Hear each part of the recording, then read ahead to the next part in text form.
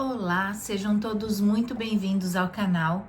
No vídeo de hoje nós vamos continuar a leitura deste livro, A Igreja Doméstica e a Igreja Volta para Casa. Nós estamos no capítulo 3, A Família de Deus. Se você ainda não é inscrito no canal, te convido a se inscrever, ativar o sininho de notificações e também a curtir esse vídeo, para que o YouTube entenda que ele é relevante e possa distribuí-lo para ainda mais pessoas. Vamos continuar a leitura do nosso livro, então? Capítulo 3, vamos iniciar então a Família de Deus. Este capítulo foi escrito pelo pastor Rogério Mendes Teixeira. Paulo demonstra que o Evangelho não é puramente uma questão pessoal. O Evangelho tem uma dimensão social. A carta de Paulo a Filemon. Nossas igrejas são formadas por pessoas que se relacionam constantemente umas com as outras. E, algumas vezes, esses relacionamentos podem gerar conflitos. A carta de Paulo a Filemon é muito bem construída e sua retórica visa resolver um conflito e levar a congregação, que se reunia como igreja na casa de Filemon, ao crescimento e amadurecimento no relacionamento como irmãos e irmãs em Cristo. No entanto, aquele não era um simples conflito entre pessoas da congregação. Aquele conflito envolvia o principal líder e anfitrião da igreja doméstica e um dos seus escravos. Nós estudaremos apenas os 3 primeiros versos da carta, Filemon, de 1 a 3, onde Paulo, um dos seus emissários da carta, se apresenta não como apóstolo, mas como um prisioneiro. O outro coautor é o nosso irmão Timóteo.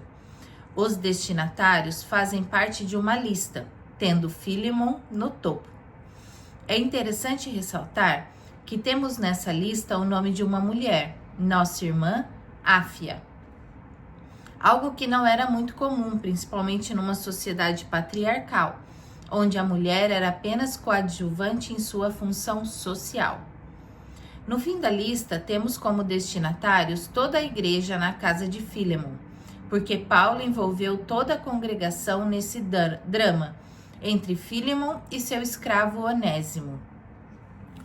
Como aquela pequena comunidade cristã, formada por Filemon e seus parentes, escravos e provavelmente alguns amigos e clientes, poderia facilitar a resolução daquele conflito? Quando entendemos a aplicação da mensagem do Evangelho para uma audiência histórica, nós podemos apreciar e admirar como essa mesma mensagem se aplica também em nossos próprios contextos. Esse princípio se aplica à carta de Paulo a Filemon, que pode prover para nossas igrejas hoje um excelente exemplo de resolução de conflitos e cuidado pastoral em tempos de crise. A carta a Filemon, com suas ambiguidades, desafia-nos e convida-nos a interpretá-la sob nova perspectiva. A situação de Onésimo traz uma ruptura na realidade normal da escravidão. Essa perturbação desafia toda uma comunidade cristã que se reúne na casa a enfrentar essa situação e redefinir a mensagem libertadora do Evangelho à luz dessa questão. Hoje, nossa sociedade não lida diretamente com a escravidão. No entanto, a igreja continua tendo diferentes questões políticas e sociais para tratar, vindo tanto de dentro como de fora de suas fronteiras.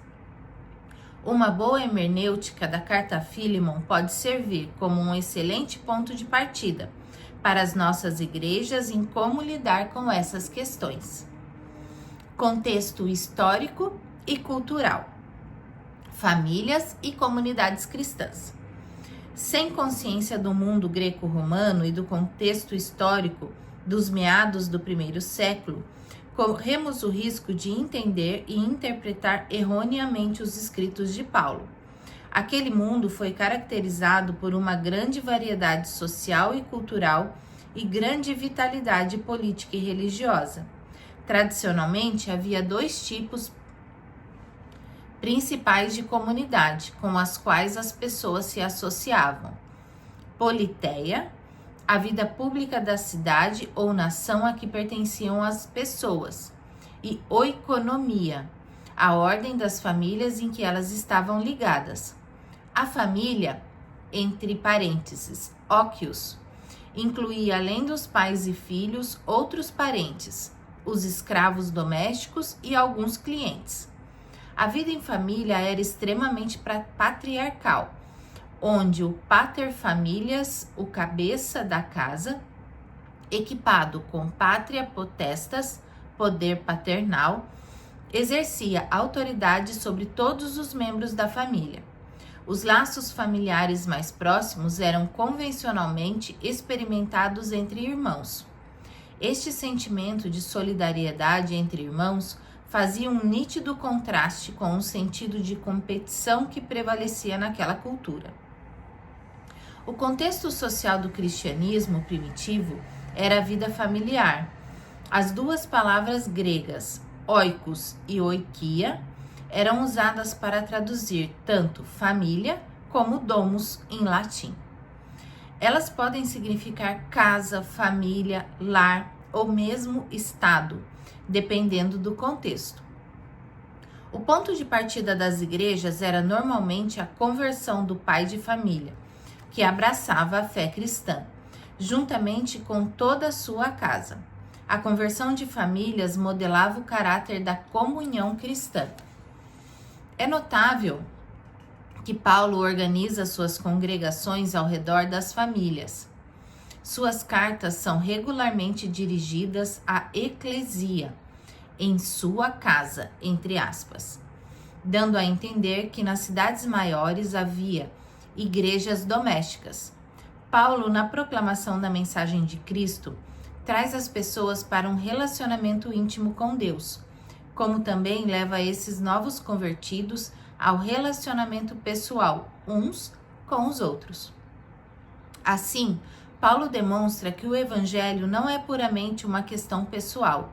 O evangelho tem uma dimensão social.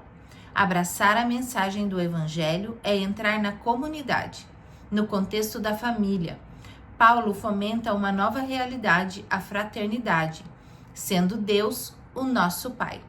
As estruturas familiares sofrem algumas modificações quando seus membros entram em contato com o evangelho. A carta a Filemon lida com essas modificações. Como devem o Senhor e seus escravos se comportarem dentro da doméstica comunidade cristã? Para os primeiros cristãos, a escravidão era uma instituição sempre presente, pois era parte da vida da sociedade greco-romana. Nós não devemos interpretar a escravidão daquele tempo à luz da que foi experimentada em tempos modernos, principalmente nos Estados Unidos e Brasil, caracterizada pela distinção da cor da pele e extrema segregação. No entanto, uma abordagem sociológica mostra que a escravidão é menos uma instituição estática do direito de propriedade e mais um processo dinâmico de domínio total. É um tipo absoluto de domínio que nega o acesso de escravos às relações autônomas, fora da esfera da influência do senhor, entre aspas, reduzindo o escravo à alienação, uma pessoa socialmente morta, entre aspas, para a população livre. A escravidão é a morte social. O escravo é reincorporado à margem da sociedade, como um parente fictício na casa de seu mestre, onde ele é forçado a adorar e aceitar os espíritos dos ancestrais do mestre. O escravo, embora seja parte da oikos, entre parênteses, família, tem sua vontade definida pela vontade do seu mestre. Assim, podemos afirmar que, como resultado da conversão das famílias para Cristo, os escravos também passavam a fazer parte da igreja. Filemon traz uma história como pano de fundo da carta, que nos ajuda a compreender um pouco essa realidade. Vamos terminando a leitura por aqui. Desejo a todos vocês uma abençoada semana e até a próxima!